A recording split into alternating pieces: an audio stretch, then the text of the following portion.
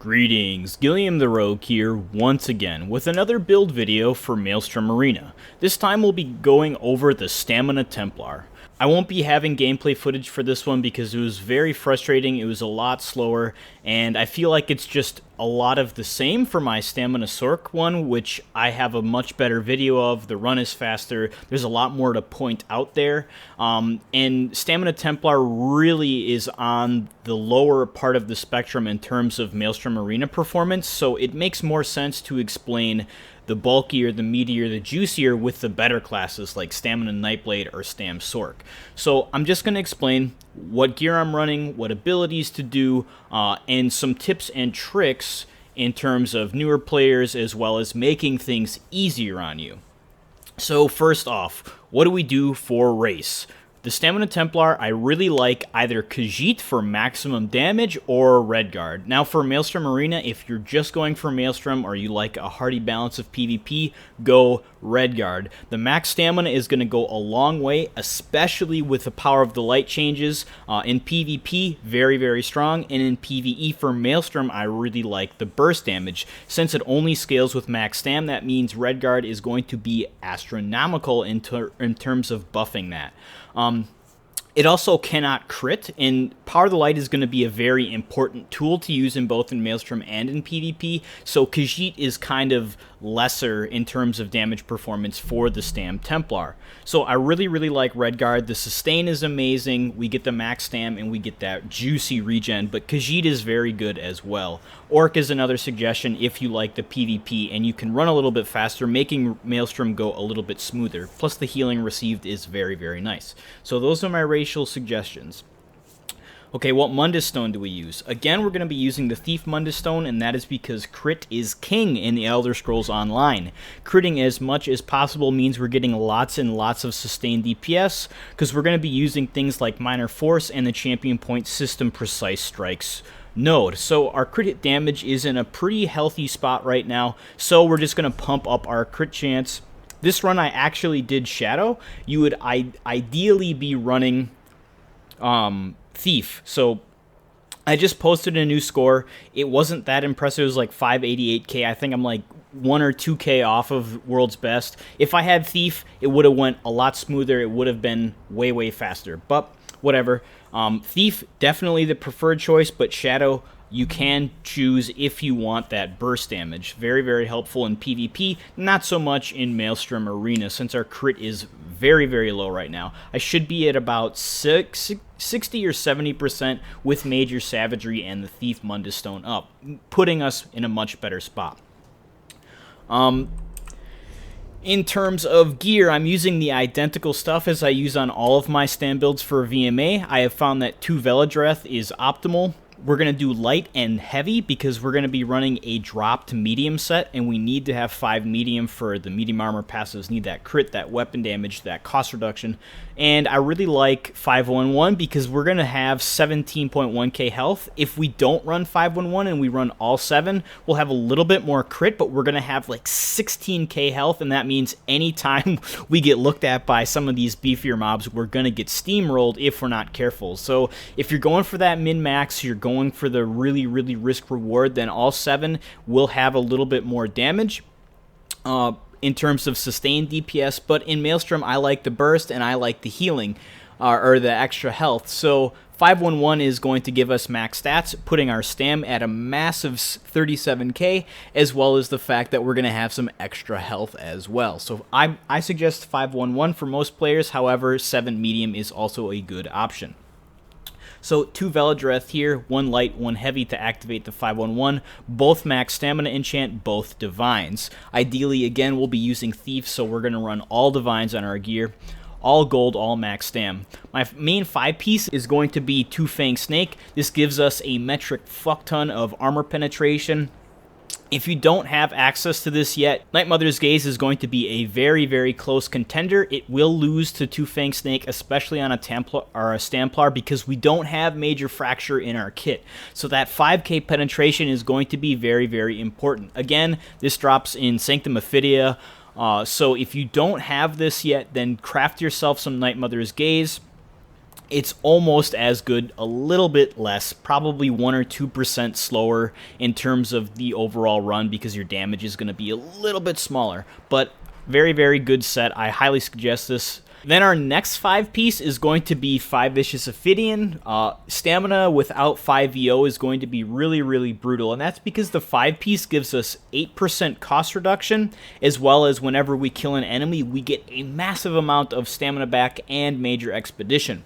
So VO is going to enable really, really fast and safe runs in Maelstrom as Stam, because our resources are going to be topped off all the time. We're going to get tons of crit, and we're going to get lots of movement speed. So Maelstrom, that's very, very good. If this is like the most important part, if you're going for Maelstrom scores or you want them to be easier and like not as smash your head against a wall in terms of end this misery, get yourself some Vicious Ophidian. It drops in any of the Craglorn trials. That means Sanctum, Hell Ra, or AA. You can do normal, you can do vet, you can do hard mode. It does not matter. Since we're running 2 trial sets, that means our jewelry will be able to be gold for the min-max, but it does not have to be to get decent scores. You can easily post 550Ks with just like 5 VO and 5 Night Mother's Gaze, which are very, very to get.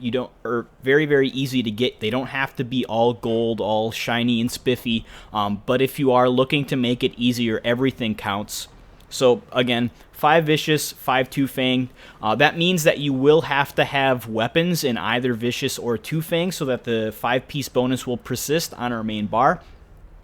Ideally, you're going to run 2 daggers, and that's because, again, crit is very, very important. I am not a lucky guy. I don't have 2 daggers, so I have 1 sword and 1 dagger. That's working okay, but I would really, really prefer 2 daggers. That would really enable more damage and more healing because crits apply to healing as well.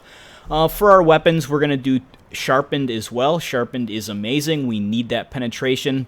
A decent substitute if you don't have Sharpened is Precise, but you will be losing a lot of damage. Your healing will be higher and you'll have more crit. So it is an option, but again, Sharpened going to be better off. For our bow, we're going to be running the Maelstrom bow, and I know what you guys are thinking right off the bat. Gilliam, stop fucking suggesting running Maelstrom weapons in Maelstrom. I'm doing this to get those. Well, this is for score runs. They're not absolutely necessary. That extra damage on your volley is going to be very, very important. If you're newer to Maelstrom Arena and you're just trying to clear, you're not trying to post crazy scores, run dual wield and two-hander. And that's because you're going to get rally, and rally is going to enable a lot of healing. You're going to get more stam sustain because whenever you get kills with a two-hander, you get stamina regen and all that good stuff. So dual wield two-hander going to be very strong. You can even run two-hander bow if you want. But for score runs, we want to run volley, we want to run arrow barrage, and this enchant is going to be massive in terms of enabling that damage. Plus, we're going to get a flat weapon damage bonus. So, again, gear recap: 5 Two Fang Snake, 5 Vicious Ophidian, 2 Veladreth, and then a Maelstrom bow. All sharpened weapons, all gold divines gear with max stamina enchants. Very, very straightforward. And then our enchants on our jewelry will be weapon damage. And you'll notice I have insanely low regen. That is because I am, again, a Red Guard. Red Guards get a metric fuck ton of stamina from our Adrenaline Rush, 3% of our max stam every 5 seconds. Furthermore, that Vicious Ophidian is going to give us even more stamina back. And then finally, we are also running Repentance, which is not mandatory. This is just because I don't have a skill, and I will go over what you can run in its place. Now that we have gone over that, let's talk about abilities. There are 2 loadouts that I use in Maelstrom Arena. One for single target bosses and then one for AoE. We'll go over single target bosses first. First, we'll be running Blood Craze. You can run Rending Slashes if you want the upfront damage. I run Blood Craze because I PvP a lot on this guy and I like the heal. The heal in PvE sucks balls, so you don't really need to run that. Can just run Rending Slashes, you'll get more burst damage, and in Maelstrom burst is important. So I only really use this on bosses. I don't use this on elites because it does really, really low damage, but it is still worth keeping up on bosses. When a boss is about 30% dope, don't bother casting this anymore because the cast will not be validated in terms of just killing him. Our next ability is going to be Rearming Trap. This is very, very important, not only because it's going to give us minor force, not only because it's going to do nice damage, but it'll also lock enemies in place. So when a portal is spawning in Maelstrom, the first thing you want to do is you want to place your trap, and then you want to do an arrow barrage and load up a heavy attack. This is going to be your loadout for every start of a wave, a boss wave, a normal wave. It does not matter. You need to have this done, and then as soon as something spawns, you release and you either do a javelin or a poison injection. That will kill about 90% of the shit that's going to spawn in here, making Maelstrom a breeze. For bosses, you'll want to do poison injection because of dot. For smaller enemies, you'll do binding javelin. But yeah, Trap Beast, very, very important. Doesn't cost much, gonna last a long time. You can lock enemies in place so that you can just place that down, turn around, and then work on someone else. It'll give us that minor force. Always make sure you place it on boss drops as well, because that damage is going to be astronomical. Not only from itself, but from the enabling DPS of giving us more crit hit damage. Our next ability is our main spammable, and this is Biting Jabs. And Biting Jabs is going to be very, very nice for single target and AoE. It's going to give us major savagery, so we don't have to run that on our potions. I do just because I buy my potions, but you don't have to have the major savagery buff on there because Biting Jabs is going to give it. Very, very strong ability, also going to proc our Power the Light, enabling for tons and tons of burst. I really like Biting Jabs because it has an AoE component as well, allowing us to cleave multiple enemies at the same time. So you can kind of line things up, make everything clump up on you, and then instead of spamming Steel Tornado, you can just use Biting Jabs and do just as much damage. So main spammable, very important, going to give us major savagery. Our next ability is Power the Light, and I don't often use this, but when I do, it is very important. On bosses and elite mobs that will last longer than 10 seconds, you want to run Power the Light because it's going to have a 6-second phase where it's going to do nothing. It's going to seem like, why am I running this skill? But when those 6 seconds are up, it is going to explode for a massive chunk of damage. This really helps push bosses, especially round 2 boss, when you have to get burst damage off to push them into their phases or kill them before they can. So Power the Light, very, very strong, and furthermore, it will apply minor fracture, increasing your damage against enemies by about 2.5%-ish. So very, very nice for killing the healthier targets, but don't place this on little guys because they're going to die before the 6 seconds is up. So not super important on everything, but where it is on those big elites, the named guys, and then bosses as well, going to help push them all the faster. So very, very strong. Our last ability on this bar, which is our dual wield bar, is Resolving Vigor. This is going to be our main heal. We're going to be casting this quite often because we don't have a heal on our spammable, so we need to be very careful. Have to cast this every 5 to 6 seconds because we're going to be taking tons and tons of damage. So Vigor is going to go a long way. The really nice thing about Vigor is that we have access to major mending in our kit in the form of Extended Ritual. I do run this for my runs because I'm a baddie. I like the extra 25% healing that is going to activate from our Sacred Ground passive. So yeah, I highly suggest that for newer players, or if you're trying to farm and get those sharpened weapons. Pair Extended Ritual with Resolving Vigor. Your heals will be crazy, crazy strong. And then for our ultimate, I run Dawnbreaker of Smiting. And that is because on my back bar, I'm going to run a different ultimate. You can run Rend here if you want. It's going to have some nice healing on bosses, but I'm all about bursting bosses instead of healing myself. So I like to run Dawnbreaker of Smiting. This is what I use on trash when like little guys are stacked up nice and tight, and I'm not worried about bursting a single elite or one guy. So Dawnbreaker of Smiting, great for burst damage, going to have that stun component, and is going to do really, really nicely. Plus, it'll give us 3% passive weapon damage for slotting on this bar, so that's why I really, really like it here. Now we will go to our bow bar. First, we have Binding Javelin, and Binding Javelin isn't a very good DPS tool. It's nice for securing kills on little mini guys that have like 20k health because it'll do nice burst. It'll have a chance to proc Power the Light. But the main reason we run this here is to activate our piercing spear ability, giving us 10% crit hit damage when we are on this bar. So that means that no matter what bar I'm on, since I have an Adric spear on one bar, I'm going to get 10% free crit hit damage. This is why it's there, but I will cast it on little enemies. The stun is nice, the knockback is nice, and the burst damage paired with Burning Light proc will really help push waves a little bit faster. Our next ability is called Poison Injection. This is our main damage over time component. We will be spamming this quite often as well on enemies that are sitting at a range and don't want to come close to us.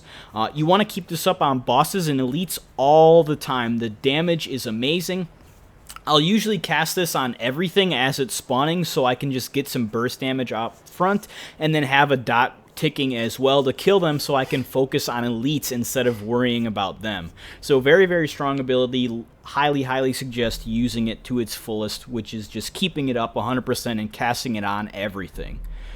Our next ability is another AoE damage over time. It is called Arrow Barrage. The reason I use Arrow Barrage over Endless Hail is because it hits more enemies. It has a bigger radius, quite noticeably. It allows us to place it down and then everything walks into it and melts. It's amazing.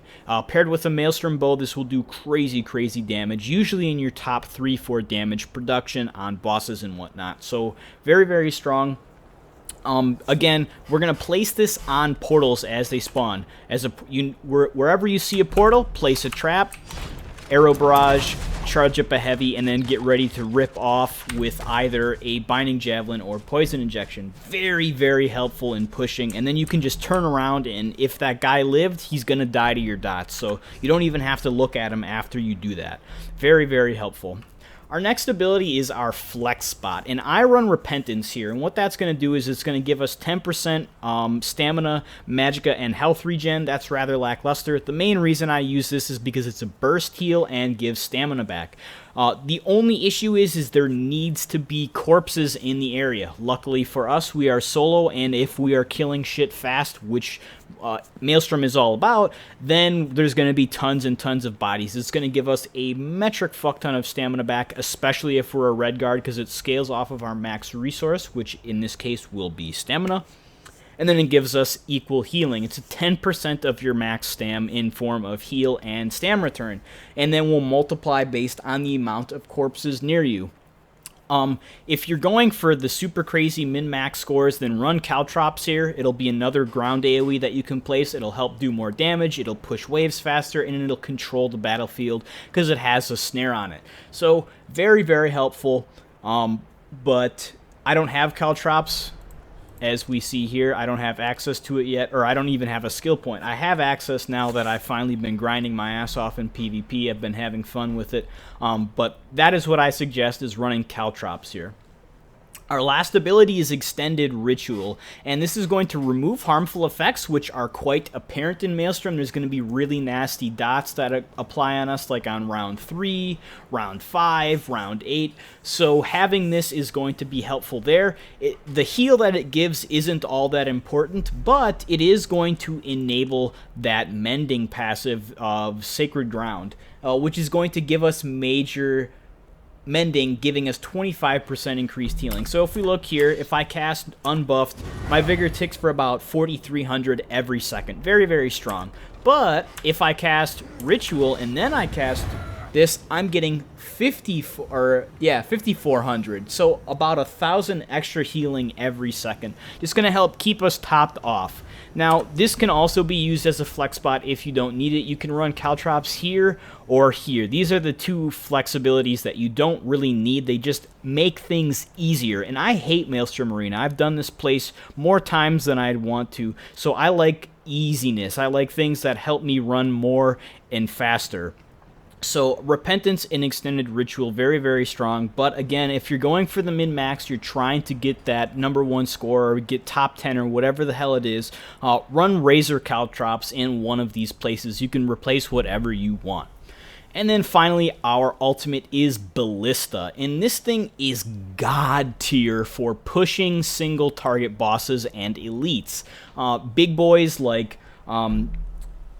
At the end of every wave, there's a mini-boss that has a name. He'll have a butt ton of health that most mobs will have or won't have. So we can use this on them to burn instead of Dawnbreaker, because this will do way more damage than Dawnbreaker. The only issue is it is single target. So I always want to have this up for a boss fight. That means Stage 1 boss, Stage 2 boss, Stage 3 boss. Every single boss I am casting this on. This especially is helpful on round 8, making that burn. On Tetra or whatever the hell her name is, you have that like 20-second window to do as much damage as possible. So what I do is I break all 3 pillars, and then as I'm luring her to the 3rd, I have a trap beast down and an arrow barrage, and then I'll break that pillar, and then she'll be stuck in here. And then the first thing I'll do is I'll rip off a ballista, poison injection, bar swap, and power of the light. That way I'm just getting tons and tons of damage, and then all of that burst will apply to power of the light, and after the 6 seconds goes up, there will be another massive spike of damage. Really help pushing her so you don't have to do those obnoxious mechanics again. So Ballista, very, very strong. Only going to be casting it on single target applications with bosses or very beefy targets like named mobs or elites. So yeah, that covers everything for abilities. Now, for consumables, I'm using max health, max stamina. This just boosts up my health, make sure I don't die. You see, without food, I have 11k health, so that extra health is going to put us at the 17k mark. Then it's going to give max stam, just means more max damage. Power of the light going to hit all the stronger. Repentance going to give us more stam back, and then our adrenaline rush as a red guard will give more stamina back. So very, very helpful in terms of staying alive, producing damage, and giving us some pseudo regeneration in the form of our abilities and whatnot. Then for potions, I'm running Essence of Weapon Power. Again, since we're running biting jabs, that's going to give us major savagery for 8 seconds. So if you want to save money, you can cut major savagery from these potions. The thing is I play a bunch of stamina classes that don't have that buff built in, so I just buy these or make them for myself. The big thing we want is to make sure that we gain major brutality, because that is not in our kit, and we're not running a two-hander because we're all about the min-max deeps. So we need to have major brutality, and we want that stamina return and major endurance to just help us sustain all the more. You don't need to drink these off cooldown like a Nightblade, because we're not going to have any benefit. So if you're running through a door and your stam is full and there's nothing to fight, you don't have to chug one of these, just wait for bosses. If you're like doing the mini waves and you don't want to min-max stuff, then you can run trash stam pots as well, just to help out with the regen. And then finally, we will go into the champion point system. For the red tree, I pretty much run the same warrior tree for every single class in Maelstrom, and that is 23% damage reduction from the 89 in Hardy and Ellie Defender. Just really helps take off pressure. 7 into Thick Skin to help us get out, or give us some more time to move out of ground effects, because those are considered dots, so we take less damage from them. And then some quick recovery to increase our healing from like Vigor or whatever self-heal we're running. And then 1 into Expert Defender to take off the burst damage, because at the start of a wave, enemies always do a lighter heavy attack, so that just helps lower the burst by like 1%. Not mandatory, but I like it. For the Thief Celestial, we are running 100 in the Warlord for max cost reduction. This helps our stamina regen, or stamina sustain, and then 94 into Mooncalf to help buffer our stamina regen, and then 6 into Tumbling, because we will be dodge rolling like a little monkey quite frequently to take off the burst damage. Like round 5, when you see a mob poison injection, or you're doing a boss and there's 3 ads wailing on you and he's at 5%, just do a dodge roll. So that's going to help our stamina management there, help us dodge more and just be safer. So that's it for that. And then for the Mage Celestial, we are going to do 100 into Mighty. This increases our flat damage by 25%, means any damage we do will have 25% more. Then we're going to run 33 into Precise Strikes. This is going to give us some crit hit damage, making our crits more important. Remember, run the Thief so that we can get the maximum efficiency out of that. We're not going to run any into Piercing, and that's because not everything is going to take penetration, because we're running Sharpened and Twin Fang Snake, and not everything has the same amount of mitigation. The average is about 13k, so you can put like maybe 10 or 20 points in here if you want, but I prefer 67 into Thaumaturge because everything in our kit is a dot. Our spammable is a channel, so it is considered a dot. Dawnbreaker of Smiting has an initial and a dot. Poison Injection, initial and a dot. Arrow Barrage, dot. Ballista is a damage over time. So everything in our kit other than the first hit of Poison Injection, Binding Javelin, and Trap Beast is going to scale with Thaumaturge. So I just really like Thaum. It just makes us push things faster, do more damage. But again, you can put points into Piercing if you want, but I just really like Thaum on my Stamplar because almost everything is damage over time. So very straightforward. This is not going to be identical to other stamina classes. We'll go over those, and that's because not everything operates the same with dots and crit hit damage multipliers. So that is it for the Stamina Templar. If you guys have questions, feel free to drop a comment. Otherwise, just remember the little things, like if you're going for score, you can use Razor Caltrops here. You're going to want 2 daggers instead of 1 sword, 1 dagger.